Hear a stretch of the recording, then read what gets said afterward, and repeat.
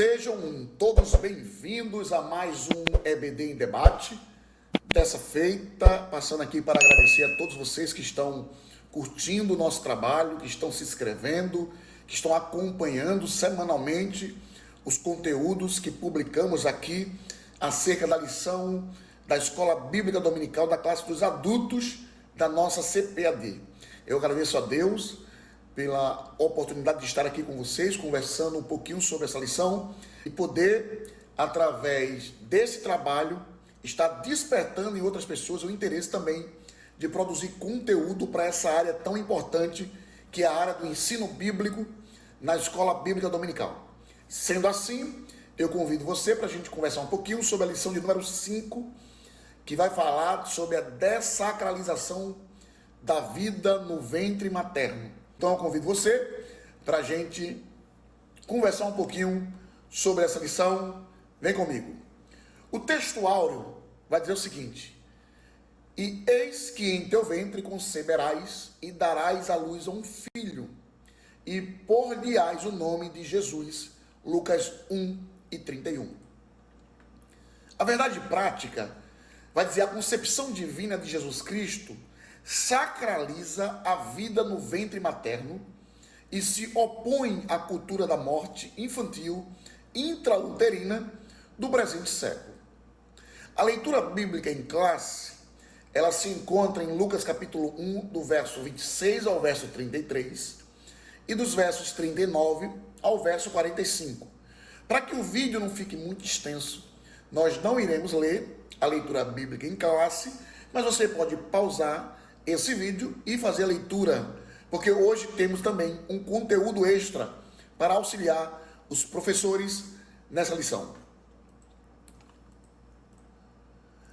A palavra-chave vai circundar em torno da palavra vida. Há tantas discussões sobre o que é a vida, aonde a vida se inicia. Então, a vida é um conceito muito amplo e admite diversas definições. Como falamos, várias pessoas com várias teorias querem definir o que é a vida.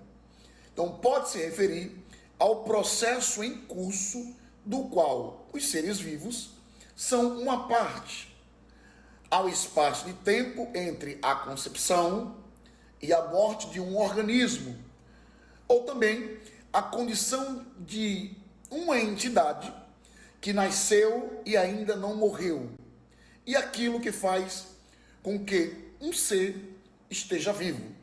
Metaforicamente, a vida é um processo contínuo de relacionamento. Então aqui são algumas definições que os teóricos dizem do que é a vida, né? Então, introduzindo a nossa lição, Deus é o autor supremo da vida. Gênesis 2:7 trata sobre isso. Então, por isso, as escrituras valorizam desde a concepção, no ventre materno, e toda a ideologia que tem o objetivo de alterar o conceito da vida, desqualifica a autoridade bíblica e faz apologia à cultura de morte infantil no útero. Então, é sobre essa temática que nós iremos discorrer durante toda a nossa lição de número 5. A ideia progressista que reivindica ao ser humano a autonomia sobre a vida afronta a sabedoria divina. Então, nessa lição, nós estudaremos a concepção sobrenatural de Jesus, a apologia ideológica da cultura da morte e o conceito da sacralidade da vida ainda no útero materno. E aqui a gente tem uma imagem para reflexão. Eu gostaria que você refletisse um pouco mais sobre essa questão e que respondesse aí, comentasse nos comentários a tua opinião sobre essa mensagem, essa reflexão para a gente hoje. Que diz assim: percebi que todos aqueles que são a favor do aborto já nasceram. É interessante, né? Então, Ronald Reagan, deve ser isso, meu inglês é péssimo. Ele foi presidente dos Estados Unidos em 2 mandatos e ele falou isso. Percebi que todos aqueles que são a favor do aborto já nasceram e que isso é uma verdade. Então, reflita Dê sua opinião, o que é que você acha dessa fala? Então, primeiro tópico número 1, vai falar sobre a concepção de Cristo. E o primeiro subtópico vai falar sobre o anúncio do nascimento. Então, uma vez que estamos tratando sobre a concepção de Cristo, nós iremos discorrer sobre esse assunto em 3 subtópicos. E o primeiro subtópico é falando dessa anunciação. Então, essa anunciação acontece quando uma virgem comprometida em casar-se com José, chamada Maria, recebe a visita do anjo Gabriel em Nazaré. E essa visita faz com que ela tenha ciência, ela receba essa revelação, que ela foi agraciada por Deus, o Messias, Jesus Cristo, pudesse vir ao mundo. Então, o ser angelical lhe faz uma revelação: em teu ventre conceberás e darás luz, ou a luz, a um filho, e por-lhe-ás o nome de Jesus. Então, diante do inusitado, Maria, ela vai fazer uma indagação. Como se fará isso, visto que não conheço varão? A pergunta demonstra a perplexidade da virgem de como se daria a concepção sem a participação de um homem, visto que ela era virgem. Então, no Evangelho, a menção à cidade de Nazaré é profética, pois Cristo seria chamado de Nazareno. Nessa imagem, você pode verificar aonde geograficamente localizava-se a região de Nazaré, de onde Cristo ele nasceria, cumprindo assim uma profecia. Então, Lucas ainda vai enfatizar a virgindade da donzela e a descendência da casa de Davi. Lucas 1:27. Então, essas informações, elas vão fazer o quê? Elas vão integrar as profecias messiânicas que vão tornar fidedigno o relato bíblico. Porque Isaías já predizia, Isaías profetizou, o salmista Davi também já profetizou sobre o nascimento desse Messias. Isaías capítulo 7, versículo 14, vai dizer: portanto, o mesmo Senhor vos dará um sinal. Eis que a virgem conceberá e dará à luz um filho, e chamará o seu nome Emanuel.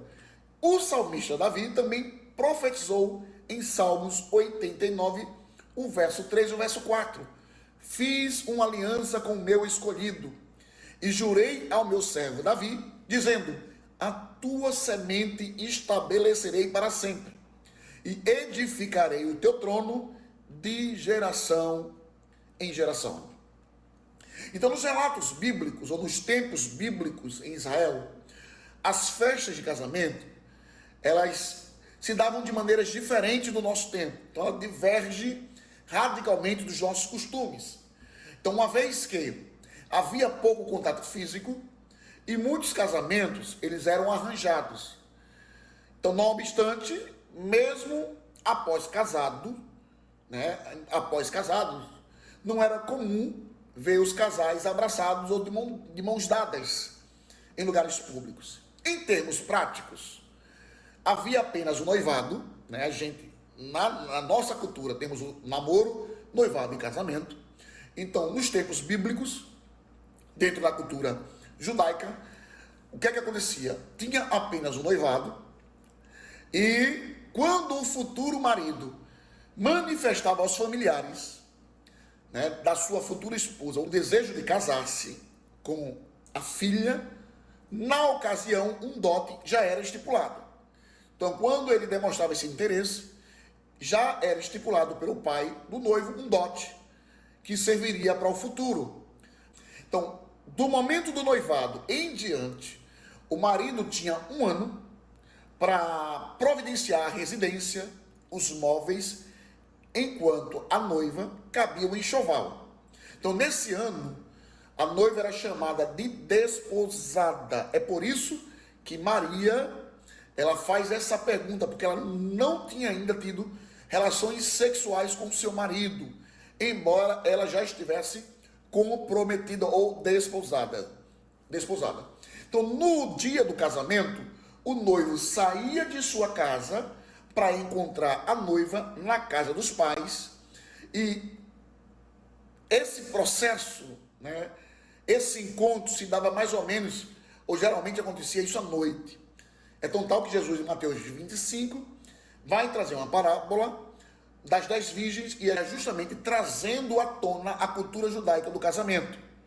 Então ele faz uma alusão, trazendo para as pessoas aquilo que as pessoas já conheciam, e ficou muito fácil de assimilar essa parábola. Então ele faz a alusão do casamento, e as pessoas compreendiam ou estavam compreendendo o que ele estava querendo falar. Então o segundo subtópico vai falar sobre a miraculosa concepção. Então o anjo Gabriel explica a Maria que a concepção seria singular e miraculosa, que desceria sobre ti, ou descerá sobre ti, o Espírito Santo. E por isso declara que o menino, o santo, será chamado Filho de Deus. Então a jovem, é interessante que quando ela recebe essa promessa do anjo, que ela recebe essa mensagem, ela não vai pedir nenhum tipo de confirmação. Ela apenas aceita a profecia, a mensagem que foi lhe entregue. Então ela não faz nenhum tipo de pedido, de sinal, de confirmação, não. Mas o anjo vai lhe comunicar da gravidez da sua parenta, da sua prima Isabel, como até um incentivo à fé dela, né? A fé dela.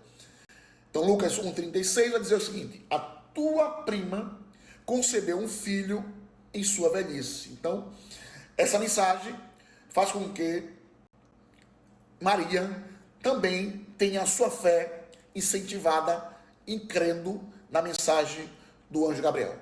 O testemunho das Escrituras de mulheres estéreis parou o mundo para crer e receber o milagre da concepção de Jesus por meio de uma virgem. Embora que isso seja meio contraditório, porque tem algumas religiões, ainda existem teóricos que não acreditam que Jesus nasceu de uma virgem e que Maria, de fato, era uma virgem. Ainda existem teóricos e pessoas que acreditam dessa forma. Mas a Bíblia, ela é muito clara que a virgem daria à luz a um filho. E as Escrituras, uma vez que a gente se baseia nesse testemunho das Escrituras acerca de mulheres estéreis, vai elencar 11 mulheres que foram citadas na Bíblia e que eram estéreis.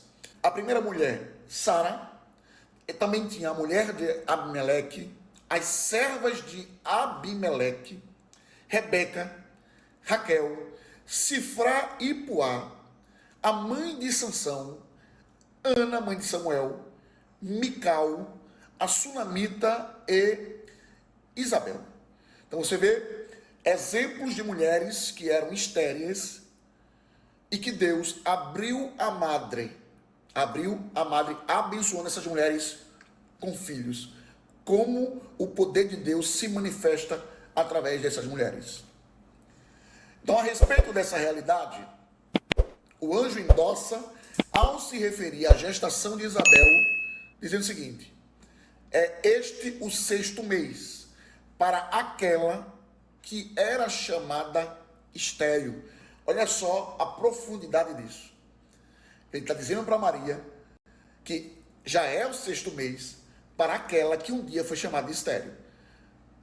Ao finalizar a mensagem, Gabriel completa: porque para Deus nada é impossível. Lucas 1,37, um dos textos mais conhecidos do livro de Lucas. Porque para Deus nada é impossível. Ora, se Deus criou todo este mundo, se Deus faz com que uma estéril possa ser mãe de filhos, por que Deus não faria com que uma virgem desse à luz a uma criança? Lucas 1,30 vai dizer: Maria engravidou por obra e graça do Espírito Santo de Deus. Não teve contato com o homem. A geração de Jesus, no ventre de Maria, enfatiza o quê? A dualidade de sua existência. Ou seja, Jesus era 100% homem e 100% Deus. Então, a concepção de um ser humano vai obedecer o seguinte: vai obedecer a fórmula que soma 23 cromossomos do pai, mais 23 cromossomos da mãe. Ou seja, um total de 46 cromossomos que dispomos em nossa vida, em nosso DNA, no nosso organismo.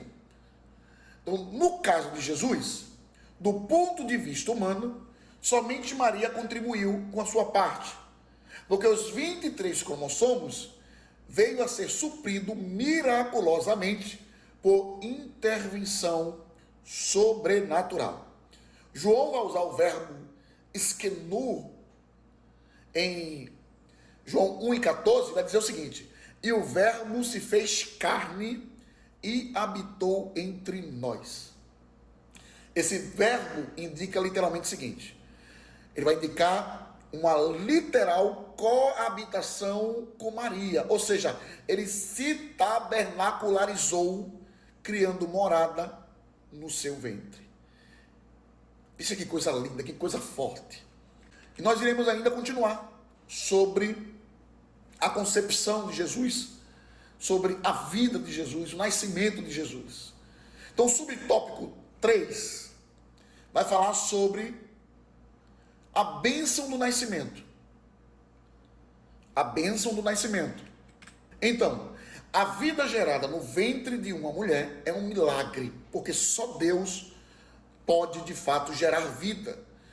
Eclesiastes 11:5 vai dizer o seguinte: assim como tu não sabes o caminho do vento, nem como se formam os ossos no ventre da que está grávida, assim também não sabes as obras de Deus, que faz todas essas coisas.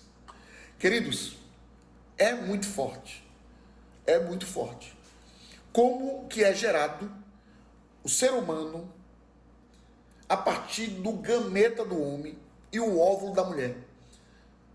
Olha só, a partir do gameta do homem, do espermatozoide do homem, junto ao óvulo da mulher, você vai ver que isso vai gerar um ser humano. Assim como tu não sabes o caminho do vento, nem como se formam os ossos no ventre da mulher que está grávida. Olha que detalhe que é falado. Isso é muito forte. Então, por isso, o nascimento de filhos é uma recompensa divina. Os filhos, a Bíblia diz em Salmo 127, que são bênçãos da parte de Deus para nós. Contudo, sem o dom da fertilidade, um ventre estéril torna-se obstáculo para a vivência da maternidade. Assim, a relevância da gestação e a sacralidade da vida no ventre da mãe são endossadas quando a Bíblia registra a gravidez miraculosa de Maria e de Isabel, uma virgem e outra de idade avançada. Isabel trazia João no seu ventre, que nasceu com o objetivo de preparar ao Senhor um povo bem disposto. Maria, portanto, portava em seu ventre o quê? O Filho do Altíssimo, o Rei Eterno, que nasceu para ser o Salvador, que é Cristo, o Senhor. E mais uma reflexão. Eu gostaria que você interagisse com a gente, podendo comentar a tua opinião sobre esses momentos que a gente abre aqui na lição, nesse comentário, para a gente te ouvir. De que maneira cumpriríamos a ordem de Deus a Adão, quando ele diz: frutificai e multiplicai-vos e enchei toda a terra? De que maneira, se não por meio da procriação entre um homem e uma mulher? O tópico 2 vai falar sobre a cultura da morte. Nós vamos adentrar um pouquinho mais agora dentro dessa questão da dessacralização da vida materna, ainda no ventre, acerca do aborto. Nós vamos apontar agora, trabalhar um pouquinho. O tópico 2 vai falar sobre a cultura da morte. E o primeiro subtópico vai falar sobre o projeto ideológico. Então, a cultura da morte é um conjunto de ideias que visa modificar o conceito bíblico da vida. Entre as suas pautas estão a legalização do aborto, a eutanásia, a apologia ao suicídio e o controle da natalidade. Mediante estratégias culturais, intelectuais e políticas, estão querendo impor uma agenda de desconstrução da sacralidade da vida, algo caro à cultura cristã, como vimos no tópico anterior. Então você percebe que a estratégia tem surgido, tem criado estratégias, ideologias para justamente combater aquilo que a Bíblia ensina como verdade. Então a cultura da morte é esse conjunto de ideias que visa fazer essa modificação, fazer com que as pessoas aceitem a legalização do aborto, da eutanásia, fazendo defesa ao suicídio e ao controle da natalidade. Então, nesse sentido, estimulam a eugenia. A eugenia, que é um programa de seleção dos seres humanos por suas características físicas. E isso aconteceu há um tempinho atrás. Não é muito distante, não. Você vê na Segunda Guerra Mundial, ali, a questão de Hitler, que justamente Hitler já fazia esse tipo de segregação, essa seleção de seres humanos, porque ele queria criar a raça pura. E aí, pessoas com defeitos, com algumas características que eram de desacordo com o que Hitler pensava, eles segregavam, eles tiravam e eles eliminavam. Só que quem mais pesou dentro dessa seleção foram os judeus. Então, mais de 6 milhões, se não me falha a memória agora, foram mortos justamente no Holocausto, durante o reinado de Hitler. Criou-se aí esse sentido de eugenia, essa seleção dos seres humanos. Então, o descarte do ser humano com alguma má formação ainda no ventre, a maternidade é depreciada, esse tipo de programa visa isso, a fim de que a mulher não deseje ser mãe. O conceito de saúde reprodutiva é modificado para justificar o aborto como medida de saúde feminina.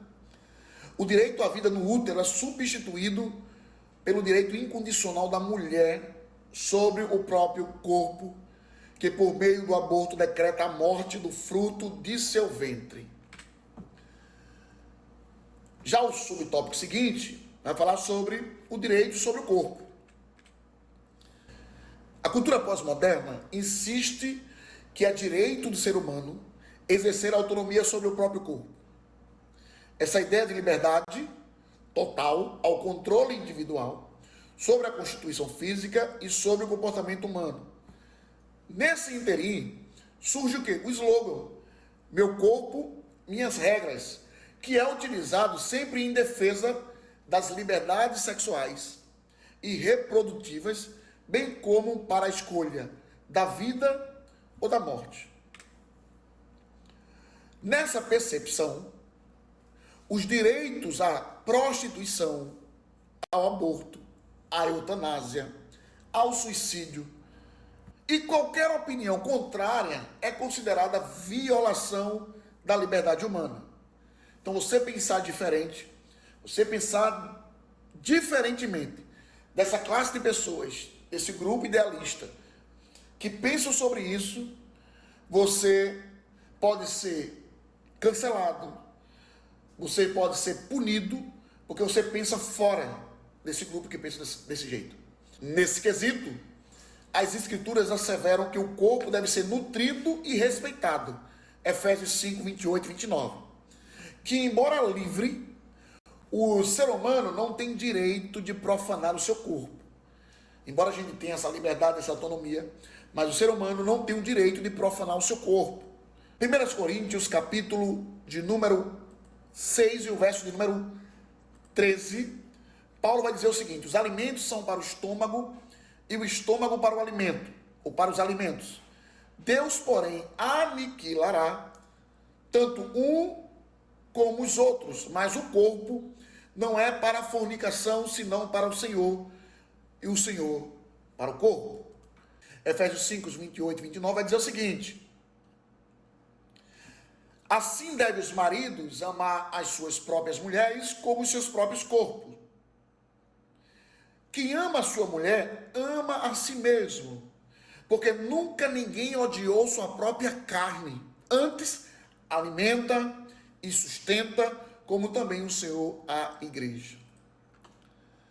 Então, o nosso corpo ele deve ser nutrido, ele deve ser respeitado, e o ser humano não tem o direito de profanar o seu corpo, e que a vida só tem sentido quando está sob o domínio de Cristo.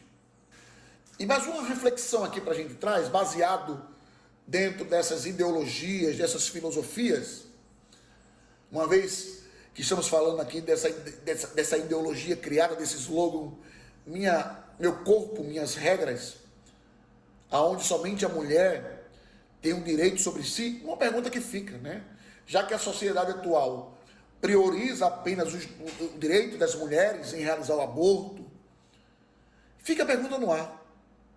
E os direitos do bebê? Será que porventura os bebês não têm direito? Não têm direitos? Eu gostaria de ouvir a tua opinião. A prática do aborto, subtópico 3. Então, o aborto é a interrupção do nascimento por meio da morte do embrião ou do feto. É o ato de descontinuar a gestação do ser vivo. O termo gestação vem do latim gestatione, e se refere ao tempo em que o embrião fica no útero desde a concepção até o nascimento. Então, o aborto ele pode ser não intencional, espontâneo ou provocado no período de gestação. Na lei mosaica, provocar a interrupção da gravidez na mulher era um ato criminoso. No sexto mandamento, o homem é proibido de matar, o que significa literalmente não assassinar. E os intérpretes do Decálogo vão concordar que a proibição do aborto está incluída também neste mandamento, não matarás. Então, um aborto não intencional é o aborto espontâneo. Então a gente percebe o seguinte, que existe um aborto espontâneo ou não intencional, e tem um aborto provocado. Então, qual a diferença entre eles? O aborto espontâneo é aquele que ocorre naturalmente, sem que seja provocado intencionalmente pela mulher. Então, essa situação é relativamente comum, ocorrendo cerca de 10 a 25% das gestações. Em alguns casos, o abortamento ocorre mesmo antes da mulher saber que estava grávida. Já o aborto provocado e induzido pode ser entendido como a interrupção da gravidez, de maneira voluntária, consciente. Ele se diferencia do aborto espontâneo, que por sua vez pode ser motivado por uma série de fatores relacionados à saúde da mulher. Então nós temos um aborto não intencional ou espontâneo e o aborto provocado ou induzido. Então assim, quem mata um embrião ou um feto atenta contra a dignidade humana e a sacralidade da vida no ventre materno. Então, Êxodo 20, 13, ele é claro, não matarás. E quem pratica o aborto está pecando, está cometendo também um assassinato. Então, existem alguns casos, inclusive os resguardados do nosso ordenamento jurídico, né? Existem alguns casos, toda regra tem uma exceção, em que tal atitude é permitida. Então, nossas leis vão prever 3 casos para o aborto. E é bom deixar claro que, em qualquer das hipóteses, a autorização legal dependerá tanto do laudo médico, como também da anuência da gestante. Então, primeiro, a gravidez de risco à vida da gestante. Quando a vida da gestante se choca com a vida potencial do bebê, então é preferível resguardar a primeira, ou seja, a mãe. Segundo caso, né, dessa hipótese que é permitido por lei dentro do ordenamento jurídico, é a gravidez resultante de violência sexual ou do estupro, quando há um estupro ou relação sexual não consentida. Então, o ordenamento jurídico abre uma brecha para esses casos. A anencefalia fetal. Então, este entendimento é mais recente do STF, que data de abril de 2012, que é aplicado em casos em que o feto padece de uma condição de ausência parcial do encéfalo ou da calota craniana. Então, nesses casos, o ordenamento jurídico ainda abre uma brecha, sabe? E resguarda o direito da mãe em praticar tal aborto. E aqui a gente traz um tópico extra antes do tópico final, que é o tópico 3. Então, dentro do tópico extra, nós vamos falar sobre as legislações não cristãs contrárias à prática do aborto. Então, não é apenas a Bíblia que diz. Não é a Bíblia apenas que fala que é contra. Não é a Bíblia que mostra que é contra a prática do aborto. Existem também algumas legislações não cristãs que também é contra a prática do aborto. Vem com a gente. As civilizações sumérias, babilônicas, assírios, hititas e israelitas, eles consideravam o aborto como um crime de maior gravidade. Então, ao contrário dos que pensam os pró-abortos, que somente os cristãos, não, porque os cristãos são fundamentalistas, porque os conservadores não. Tá? Então, existiam outros povos, outras culturas que também pensavam da mesma forma que nós cristãos pensamos. Então, essa galera que é a favor do aborto, que acha que somente a gente, os cristãos, se opõem a esta prática pecaminosa, pode tirar o cavalo da chuva, que não é só os cristãos não, viu? Existem também outras culturas que sempre declararam que eram contra. E nós vamos conhecer agora. O Código de Hammurabi. Vamos lá. O Código de Hammurabi, ele aplicava o castigo severo a quem induzisse um aborto. Então você vê lá, já lá atrás, nos Sumérios, o Código de Hammurabi já falava sobre isso. Ele aplicava um castigo severo para quem induzisse um aborto. Tiglat-Pileser, rei da Pérsia, também punia as mulheres que induziam o aborto. Então o rei da Pérsia punia as mulheres que eram, ou que induziam um aborto. Essas mulheres eram punidas por esse rei. Hipócrates, que era médico grego, no século 4 a.C., se opunha ao aborto. O juramento era recitado pelos médicos no dia da formatura e dizia: não darei a nenhuma mulher um pressário para provocar um aborto. Eu não vou dar à mulher nenhum tipo de instrumento cirúrgico para provocar um aborto. Isso era um juramento, na época de Hipócrates, que era feito aos médicos no dia da sua formatura. Então, lá atrás. Tá certo? Então, vamos lá. Lúcio Sêneca elogiou a sua mãe por não ter lhe matado com esta prática. Século II, depois de Cristo, Sêneca já falava sobre isso. Ele elogia a mãe dele por não ter lhe matado com essa prática, a prática do aborto. O Código Criminal do Império do Brasil. Veja só. Então, o aborto e o infanticídio eram punidos com prisão e trabalho forçado. A pena era de 1 a 3 anos de prisão e trabalho forçado, de 1 a 5 anos de trabalho forçado no sistema prisional da época.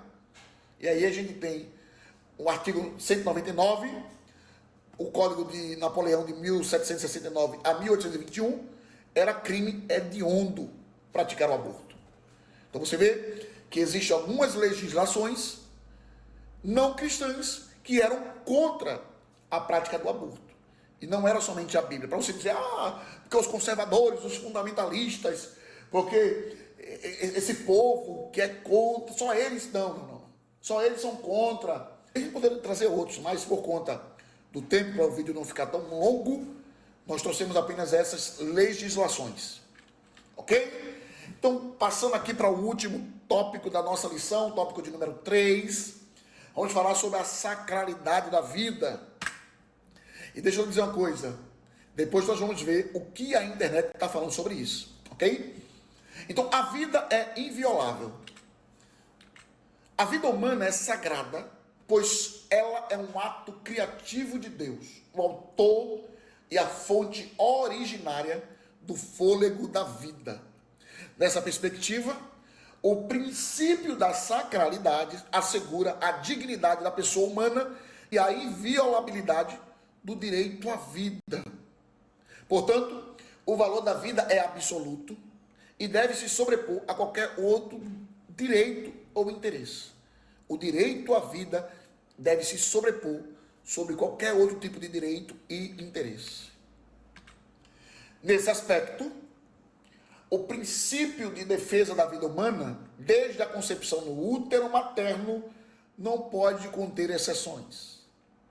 Nós vimos há alguns slides anteriores que, dentro do nosso ordenamento jurídico, algumas exceções se abriram. Mas nós temos que entender que, dentro do princípio de defesa da vida humana, não se pode conter exceções. Somente Deus tem um poder sobre a vida e sobre a morte. Somente Deus. 1 Samuel 2,6. Em uma sociedade secularizada, o cristão precisa tomar cuidado com o relativismo. E isso é crucial para os nossos dias. Que o relativismo tem entrado dentro das igrejas, dentro dos conceitos teológicos, dos ensinamentos, dos debates, e tem gerado muito problema, muitas dúvidas na cabeça de muitos dos nossos irmãos. Porque o que é pecado, o que a Bíblia determina como pecado, existe um grupo de teólogos, alguns obreiros, alguns pastores, alguns líderes que estão querendo relativizar o que a Bíblia diz. Mais uma vez, reitero novamente, o que a Bíblia diz que é pecado, não tem como negociar isso. Tá? Não tem como negociar, não tem como relativizar. O que a Bíblia diz que é pecado e ponto final. Não fazer concessões e estar alerta quanto às ações de manipulação de sua consciência e o desrespeito à vida humana. O próximo subtópico vai falar sobre o começo da vida. Aonde a vida se inicia, né? Então as escrituras são incisivas ao afirmarem o início da vida desde a concepção. Então o profeta Jeremias afirma que a vida tem início na fecundação. Jeremias 1,5 vai dizer, antes que te formasse no ventre, antes. E ainda que saísse da madre, te santifiquei e as nações te dei por profeta. Deus já estava falando para o profeta Jeremias que muito antes dele ser formado no ventre da mãe, Deus já o conhecia. Então, a vida tem início na fecundação. Pausa o vídeo, dá uma paradinha agora e veja esse slide agora, falando sobre, mostrando a você todo o período gestacional de um bebê. Pausa o vídeo, dá uma olhadinha, depois vem com a gente, continua, porque tem muita coisa aí. O rei Davi corrobora que a pessoa é conhecida e cuidada pelo Senhor desde a concepção. Salmo 139 e verso 3. Deus é quem forma o ser vivo dentro do ventre da sua mãe. Eu te louvarei, porque de um modo assombroso e tão maravilhoso fui feito. Maravilhosas são as tuas obras e a minha alma o sabes muito bem. Então, tanto Jeremias quanto Davi já trazia para a gente, já revelou através das suas escritas, das suas palavras, que a vida tem início na concepção, na fecundação. Por conseguinte, de acordo com as escrituras, a vida começa quando ocorre a união do gameta masculino ao feminino, quando há a junção aí do espermatozoide e do óvulo. Então essa nova célula é um ser humano e possui identidade própria e, portanto, o seu direito de nascer não pode ser interrompido por vontade, desejo ou capricho humano. E qual a posição cristã? Qual a posição nossa, dos fundamentalistas, para um grupo? Nós somos fundamentalistas, nós somos conservadores demais. Qual a nossa posição acerca do aborto? Então a igreja, que mantém um princípio teológico da autoridade bíblica, defende a dignidade humana e a inviolabilidade da vida desde a sua concepção. Então, um crente, uma igreja que defende o aborto, essa igreja não é cristã. precisa se converter novamente, porque nós somos contra a prática do aborto. Então a Bíblia, ela vai ensinar que a vida humana é sagrada em todas as etapas do desenvolvimento da vida e que não se pode ser violada por nenhum tipo de cultura, a cultura da morte, qualquer tipo de cultura. A vida não pode ser violada por esse tipo. E ratifica que toda ideologia que seculariza os princípios bíblicos devem ser combatidas. Então, nosso papel enquanto servos de Deus, enquanto cristãos, é combater todo tipo de ideologia que seculariza os princípios bíblicos. Devem ser combatidos, devem ser refutados, e é o nosso papel como apologetas do Evangelho, como defensores do Evangelho. Nós precisamos combater todo tipo de princípios ou de secularização que sejam contra os princípios do ensino da palavra de Deus. E o que falam as redes sociais? O que é que estão falando?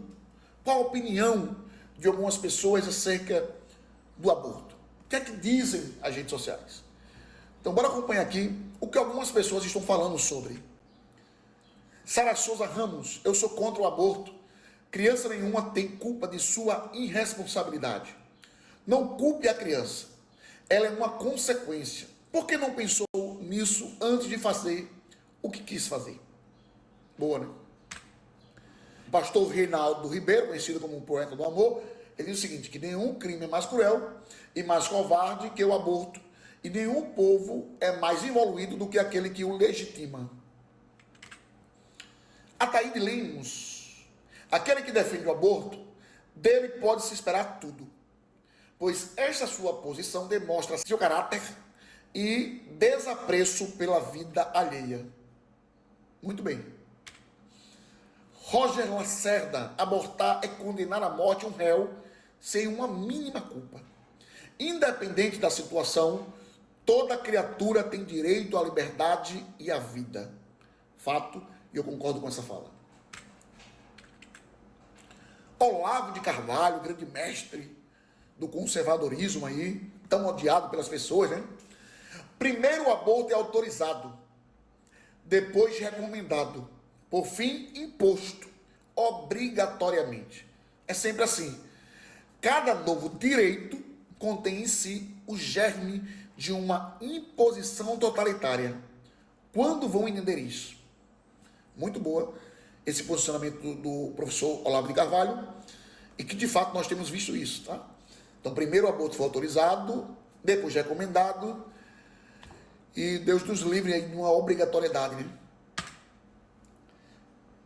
Chesterton: o diabo não chega com capa vermelha, chifre e tridente. Geralmente, ele chega defendendo o aborto. Pois é. Muito interessante essa fala de Chesterton. Madre Teresa de Calcutá, né? Para depois não falar, não, porque só pensadores cristãos, evangélicos. Aqui, Madre Teresa de Calcutá: eis porque o aborto é um pecado tão grave. Não somente se mata a vida, mas nos colocamos mais altos do que Deus. Os homens decidem quem deve viver e quem deve morrer. Uma fala linda e super verdadeira da Madre Teresa de Calcutá. E por fim, pastor Silas Malafaia: o aborto não envolve apenas questões teológicas. A biologia, ciência que estuda os seres vivos, afirma que a vida começa na concepção. Se a vida começa na concepção, abortar um ser humano em qualquer estágio da vida dele é assassinato. Então, queridos, chegamos aqui ao finalzinho, a conclusão de mais essa aula, de mais esse subsídio. Espero que você tenha gostado até agora, né? Então, compartilha, se inscreve no canal, comenta, manda para todos os grupos e vem com a gente para o desfecho de mais essa lição. Então, a gestação e a procriação do ser humano são bênçãos divinas. A concepção de Jesus, ou de Cristo, no ventre de uma virgem, certifica a sacralidade da vida intrauterina. A interrupção da vida em qualquer fase da gravidez é uma agressão ao direito inviolável de nascer. A valorização da dignidade humana, o direito à vida e o cuidado da pessoa vulnerável são princípios imutáveis do cristianismo bíblico. E por fim, a Bíblia assegura que Deus é o autor e detentor da vida humana. Que Deus nos ajude, que Deus nos abençoe, que possamos ter uma excelente aula no próximo domingo e acompanhe a gente para a próxima lição, a lição de número 6, que vai falar sobre a desconstrução da masculinidade bíblica. Eu espero você aqui no canal. Se ainda não é inscrito, se inscreva, curte, comenta, compartilha. Deus te abençoe muito e muito obrigado por estar conosco até agora. Valeu, Deus te abençoe e boa aula no próximo domingo. Valeu! Vem com a família pra IBD. Vem com a família pra IBD.